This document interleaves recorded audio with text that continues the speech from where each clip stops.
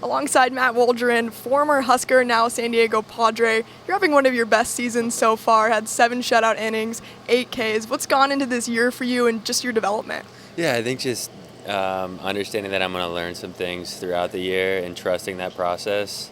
Sometimes it can be difficult to stray far from what you've been doing, but I'm still very fresh in this game, so I'm just grateful for it and want to keep it up.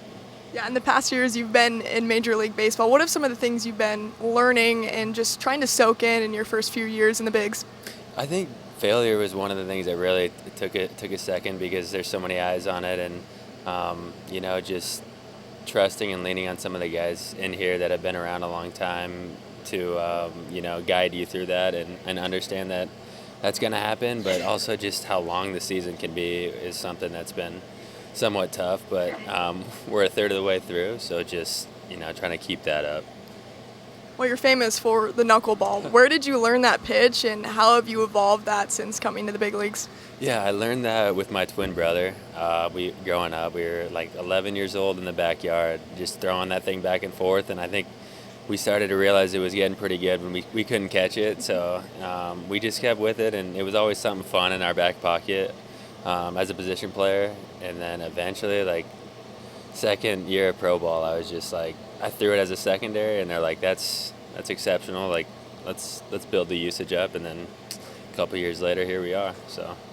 Well, here you are in Kansas City, playing about 2.5 hours from where you grew up in Omaha. How special is it to have friends and family getting to watch you so close? Yeah, it's awesome being super close to that, and I know they're going to be enjoying the game, and just knowing that they're around the area feels very nice, and I'm happy for it. Do you get a lot of Cornhusker fans still on the road and maybe even in San Diego that say hi? Occasionally. I think more in spring training. I'll get like a Go Big Red or something from someone around, but anytime I see it, I love it and I acknowledge it. So, when you think back to your Husker career, what kind of memories come back most?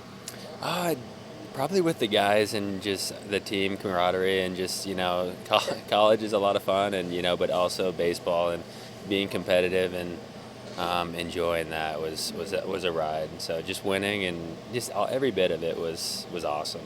Well, as we speak, the Huskers are playing in the NCAA tournament. Have you been keeping up with the Cornhuskers still? Yeah, I have. Last I checked, it's 1-1 and like the third right now. So I'm rooting for that, and that'll never change. I'll always be a Husker fan, and I'm rooting for the football team too. Like, it's just, I'm looking forward to it. I'm excited.